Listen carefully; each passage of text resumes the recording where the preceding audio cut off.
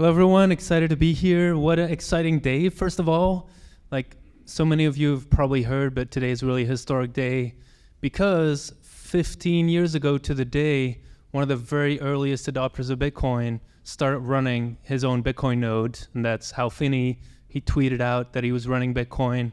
And of course, the other thing that's happening today is 11 ETFs got approved, Bitcoin ETFs.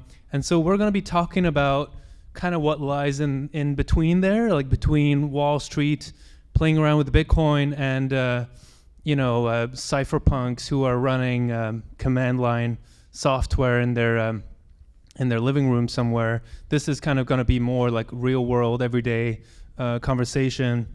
We have a great panel because we have with Will, head of product at Zaprite, somebody who's working with where the money comes into the business. And then we have Joe, CEO of Unchained, who is working with the storage of Bitcoin, practically speaking. And then we also have Joe, who's working on the accounting side of things. So it's a really well-rounded panel. I'm excited. So let's do a temperature check first. Like who in the audience today have already integrated Bitcoin somehow in their business? By a raise of hands? Yeah, we have some people. And then who's thinking about maybe doing that? A lot more. Exciting. Very cool. So the question I want to kick off this panel with is like the question of why now? Because we're 15 years into Bitcoin, into this story, and we've seen a lot of things change. And I want to ask each of you, like, how do you feel like things have changed to the point where this is an excellent time just to, like, why is it now worth the effort for somebody who's operating a business to really start integrating and kind of operating more on a Bitcoin standard with their business? Anyone who wants to kick it off? What if Will maybe predates us in some of his time in the space? So I know some of his stories are really excellent. I can just say, I think at Unchained, that what I can speak to is the just the quality of services that are out there. When we started in 2016, it thought custody was, through hardware wallets and things that were there were an imminently solved problem, or it was kind of there, but it's only gotten better. And the quality of services that exist now make it just way more possible, way more user-friendly. It's always a moving target in a long-term horizon, but the difference of your choice as a business or an individual wanting to accept and work with Bitcoin today, it's a huge step function change. Yeah, I'll just throw out, it's still really hard to get people to pay in Bitcoin, but I think that's slowly changing as well. And I think you have some kind of pockets in certain cities where you can kind of get that more likely. If you go out to a vendor, try to set them up, you get them set up on Zaprite, right? And then nobody pays them in Bitcoin. That can be, it's detrimental to their continuing to do it. I think obviously we're in Austin here. It's a place where you can do that better than most places. There's a few other places around the country where I think we're getting closer to there, where you have enough Bitcoiners, and then it maybe is a messaging of, hey, also maybe you spend your Bitcoin occasionally as well. Yeah, and what I'll add is, if we were having this discussion 5 years ago, you might be talking about low millions of people that even had access to Bitcoin at all.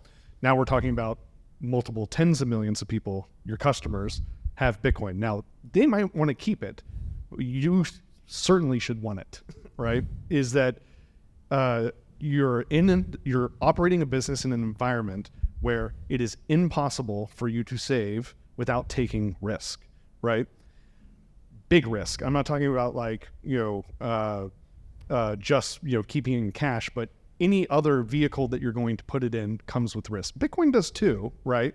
But there's not an intentional person pulling strings above you that says that keeping your money in money is going to eventually bankrupt your company, right? If you're not using Bitcoin right now, I think that one of the things that you'll run into eventually is that you'll question yourself from 2 or 3 years ago saying, I had this opportunity to do this. Now our savings are completely melted away by design, right?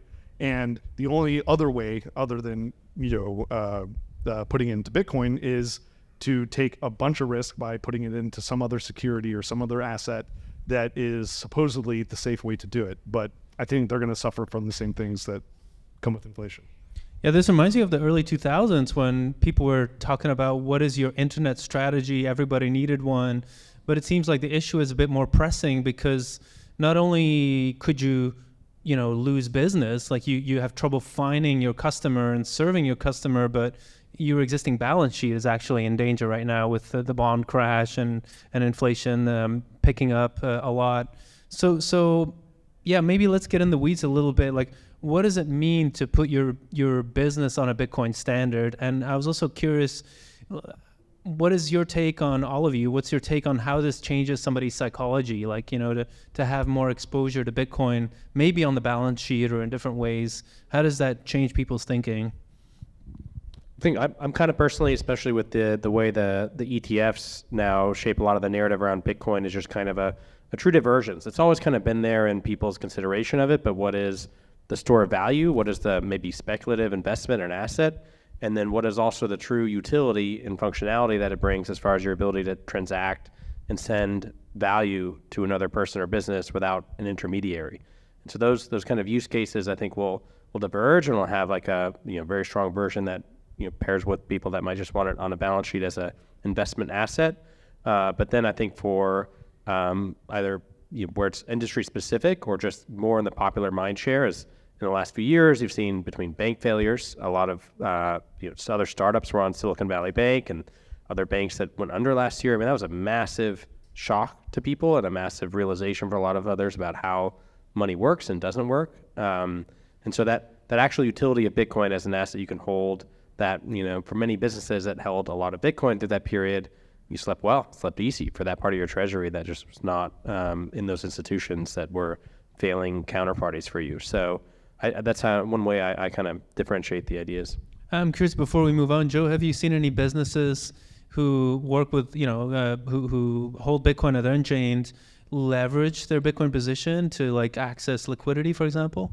Sure. Yeah, one of the products at Unchained is you can take a loan where Bitcoin is collateral.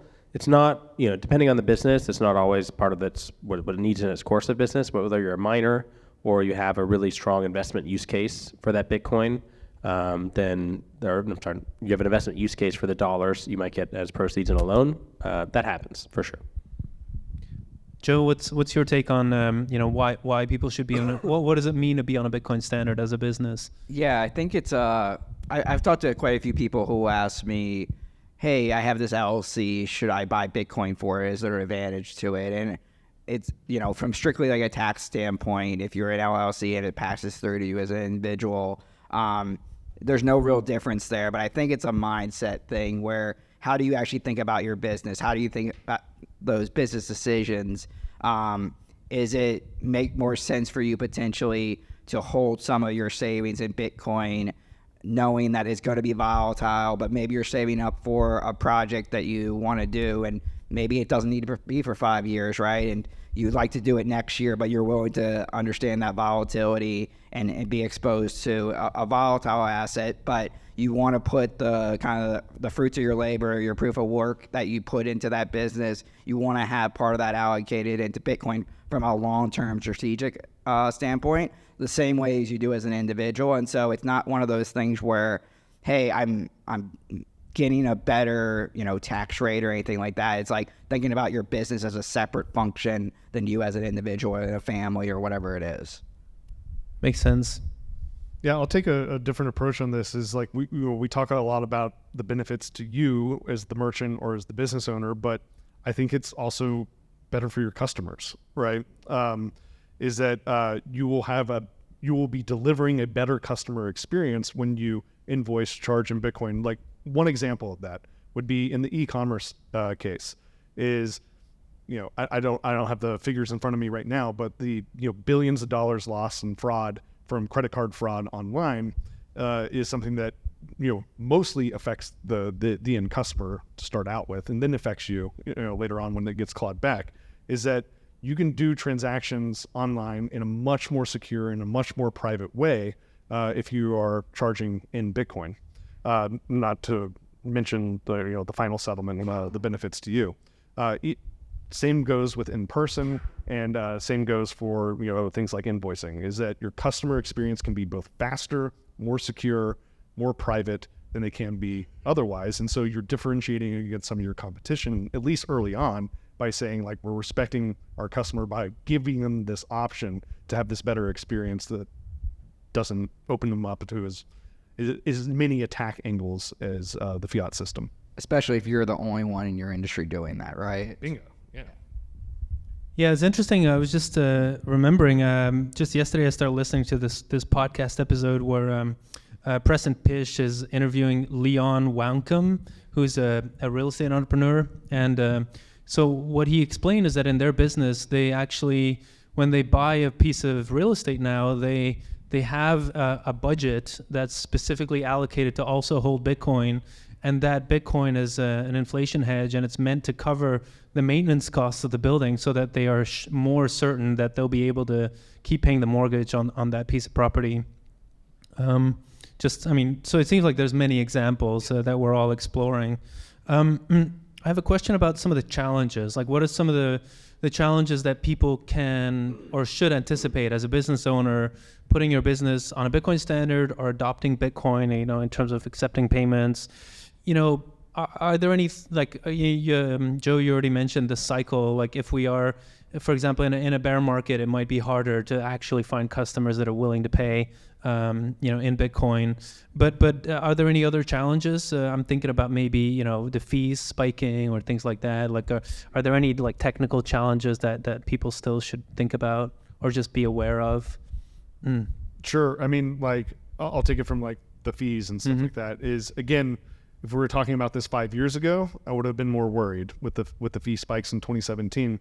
But we have a lot of what we call like layer 2 solutions that are not on-chain Bitcoin transactions, right? On-chain Bitcoin transactions can be fast, they can be slow, they're a little bit unpredictable, even though they're final settlement, and there's very limited space for those transactions. But today, we have things like the Lightning Network or Fedi that's being worked on in the room over there, or Liquid, where you can affect not necessarily final settlement, but very close to final settlement in seconds, is fast or faster than the legacy fiat networks. So on the technical side of things, I think that we've never been in a better time. And in fact, it would have been a struggle before for you to adopt a Bitcoin standard or even a portion of your business into Bitcoin. But because of those vendors and core technology that's been built up over the last 5 years, it honestly, it doesn't feel all that much different. It will feel very familiar, but also delivering that great experience. Right. Any other challenges that come to mind? Yeah, I mean, I would just say, Marty touched on this a little bit, of just like having really good cash flow projections and forecasts, of like knowing actually what your risk tolerance is there, so you don't get caught off guard. So like your planning becomes more important than it ever did before, when you were just receiving fiat. Kind of knew what roughly that would be worth the next year. It'd be worth a little bit less, right? Versus maybe a lot less or maybe a lot more. Right. Yeah, and on the other dimensions of what are some challenges for businesses, it's a lot of the stuff that was talked about today, of secure storage, who to trust around advice or things like that with Bitcoin. That's where Unchained has really kind of put a lot of our focus, is bringing peace of mind to businesses and individuals that want good recommendations and sound advice on all manners of holding Bitcoin. Yeah, and I guess it's also part of the same theme of like, one other question I had is about how to stay legally compliant, how to do accounting. How do you, as a business owner, kind of not shoot yourself in the foot? So maybe Joe, you can speak to that. Like, what are some of the things to really keep in mind? Yeah, I mean, it really fundamentally comes back to having really good records and tracking system. So any Bitcoin you receive, knowing what you received at from a cost basis, and that's fundamentally your building ground for how you're going to report that revenue, how you're going to report the gains or losses if you end up selling that Bitcoin. And so it's not overly complex. You can set it up really easily from the start. The problem people get into is they do it 6 months down the line or a year down the line, and then they have all this catch up to do. And so starting early, day one, is really kind of the critical thing there.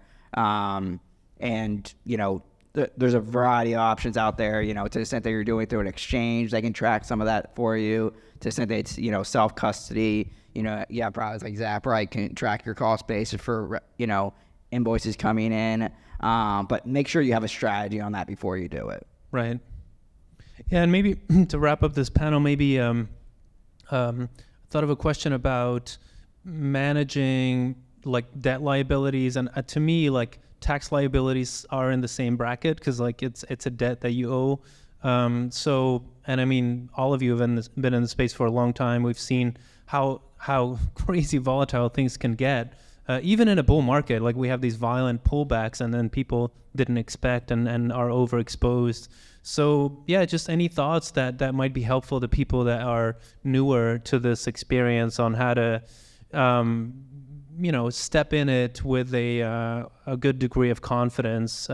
Just any of your thoughts. For me, Bitcoin has been one of the most thrilling and more deeply impactful intellectual journeys, if nothing else, to really understand more about how the world works, how money works, and a lot of things you kind of just take for granted about these systems that are so important. And money is a device for producing revenues, and the revenues are denominated in money. And so I just think the kind of things that when we say a Bitcoin standard are those things, and what you as a business owner can then how you can kind of reconceive of your business's place in society, and how you can reconceive of what money you begin to actually care about. I think there's kind of some real like things that can shift in your mindset about that type of thing. So that's what comes to my mind, especially as price so dominates the discussion. But that's really, for me, back to my point about that's only one side of the kind of fork in the road of how you can conceptualize Bitcoin, and the clearly other side that has a lot of value for you as a business is, I can receive payment from people without an intermediary, without being shut off or questioned or having capital held by a payment processor longer than you expected. And likewise, on the flip side, you can then transact with those dollars, make payroll, or the value of your Bitcoin, make payroll and things like that without concern for those intermediaries. I wonder if that's also why it seems that a lot of vendors, when they start accepting Bitcoin, they just kind of as a default keep a part of the Bitcoin that they receive and put that in their own, long-term storage. Because then it's like, I don't have to think about selling and all the tax consequences. I'll deal with that later. And then I'm kind of letting the market decide how much Bitcoin it's going to give me. Does that in line with what you said? Yeah, it's a type of hedge. I feel like there's like the hedge on the price and other reasons, a hedge on other counterparty failures. And then I like the idea of, just being open for business for Bitcoin and then seeing what the market tells you. Yeah, I think just touching on that a little bit, like if you opened up as a merchant to accept Bitcoin tomorrow and you got 10% of your revenue in Bitcoin, that would be amazing, right? It's very likely to be much lower than that. And so like that price volatility exposure is not a huge deal at first, and that it's a relatively small portion. I think one other piece probably to touch on is just, if you're in, local Austin community, for example, Bitcoiners are likely to also want to do business with other Bitcoiners. And so there's a community aspect there as well. As the community of Bitcoiners grow, as more people hold it, whether it's self-custody, ETF, just knowing about it, right? That branding on your business has some value as well. It's hard to put a number on it. But being the first one is always going to be like, it's going to have its difficulties, but it puts you in a unique position as well. I'm going to sound like I'm joking, but I'm not. I think you should, if you're just starting out on this, like get an amount that you never want to sell ever, or you never want to get rid of. That's a good way to start. You don't have to deal with all the other consequences in that case. If you need dollars, I have news for you. I hear they are making more of them, and you'll get them, right? But start with an amount that you're comfortable with, that you don't think is going to, unless there's something catastrophic to your business that you can hold on to, right? The next thing you should do is start studying up on how to rebalance things, because like with many people, what happens over enough time is it starts as 1 or 2% of your balance sheet. And then with you doing nothing, it becomes 70% of your balance sheet. Now you got a problem, right? But it's a good problem to have. So that would be my advice. Yeah, absolutely. I really agree with Bill on that. Like, it's sometimes key to actually not rebalance and not to over-engineer your approach, just to like take a position and commit to letting it ride for 4 or 5 years, and then slowly coming up with a long-term plan as you understand the market better and the asset better. So I think we have a few more minutes, so let's open it up for questions from the audience.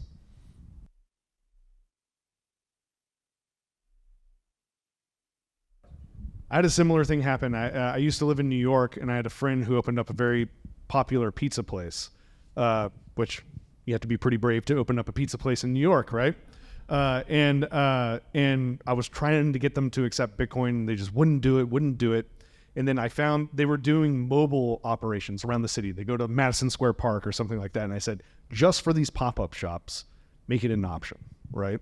And so he did, because it's not their main business or anything like that. They accepted Bitcoin. I helped them custody it and all those types of things. This is back in 2012. And then in 2015, 2016, they're like, oh, thanks for that. Like, it's going to save our business, right? So start with something small, right? Like something that doesn't seem threatening to their business at all, but they could see the upside in what you're pitching them. Any other questions?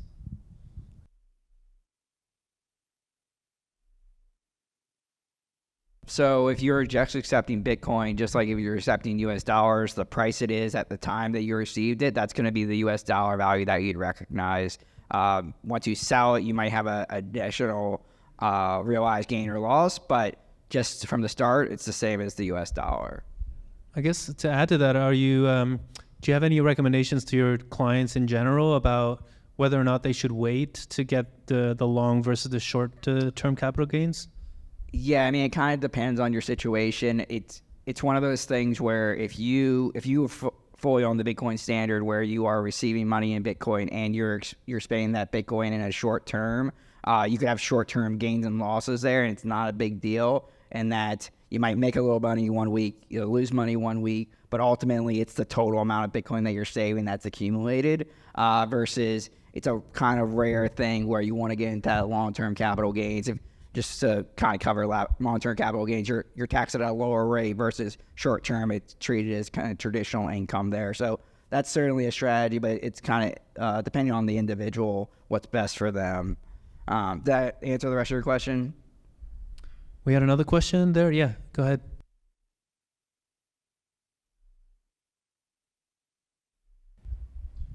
Yeah, I would suggest there's lots of good mobile apps.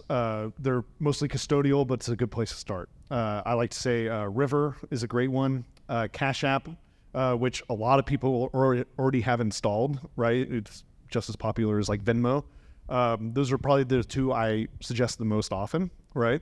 And yeah, I mean, your strategy of offering a discount, like I really think it's the merchants and it's the business owners that it's not a chicken or an egg problem. Even the people that have Bitcoin a lot of times don't want to spend it. If you want their Bitcoin, you're going to have to offer them something to get it from them, right? So I think it is up to you to start this process. And then if you're trying to onboard them, River, Cash App is a great place to start. There are others out there. Even PayPal has Bitcoin now, although I don't like the way they do it. But I would start with those apps. It needs to be really simple. Very simple, yeah. I would say Cash App in that case, because like the odds of that customer already having Cash App are pretty high, right? And that the Bitcoin conversion in there is super simple. What are your thoughts on the discount versus the premium? Because I know you guys built that into Zaprite and probably a purpose for that, right? Yeah, they both work. We like at Zaprite to frame it as a premium for paying in dollars and of any kind versus a discount for Bitcoin. I like the idea. There's these concepts of like value for value in the Bitcoin world where you're not trying to discount what you do. What you do is valuable. And your customer sees that value, that's why they want to pay you. So the price is in Bitcoin, and if they insist, they can pay in dollars, but it's going to be at a premium. Yeah, when I used Zaprite to buy Parker's book, I paid the 10% extra because I didn't want to sell my Bitcoin. But just to add, I've been using Cash App for the last 2 years, and it's it's a really great app, and you can tell they love Bitcoin because, for example, you can also buy stock with it. Like it's just this all-in-one app. But if you go to this little stock portfolio, you see your gains expressed in dollars. But when you go to the Bitcoin balance, it'll only show you the value of your Bitcoin. So it's really like presented like this is your savings account. Like who cares at what price you bought it? This is the value today. And yeah, it's super user-friendly. And I think they have like Lightning withdrawals.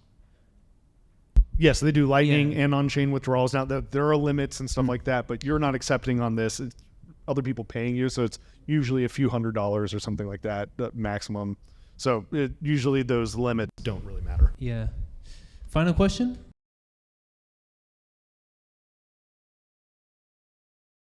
It has been historically a mixture of factors. One big one was something that came up in Joe's presentation earlier was the accounting treatment of Bitcoin. That for a long time, the way it had to be held, it wasn't held like most assets. It was kind of a thing you put on your balance sheet and then only mark down when, if you're buying it for investing or like long-term holding purposes, you'd like for it to, as its price goes up, continue to be marked up on your balance sheet. So that honestly was a practical concern for a lot of folks. Then it's kind of next storage. And then thinking through, well, where do I put it? What's the custodian landscape? Who do I trust? And a lot of people in those kinds of positions or in those treasury functions have just heard things or things that get lumped together with the FTXs and things of the world. And so when they're kind of exploring that space, it's, I think over the last year, at least for us, when we talk to clients, it's kind of been a rebuilding of trust or helping them re-navigate to good solutions like Unchained that try to prioritize no single counterparty holding the Bitcoin or holding the keys to that Bitcoin. So that is probably the second major factor is just all right, is it going to sit there the way headlines read as to like people losing Bitcoin and disasters happening like that? How exposed are they suddenly if they decide to buy it? Well, that's it for us today. Please get up for our fantastic panel.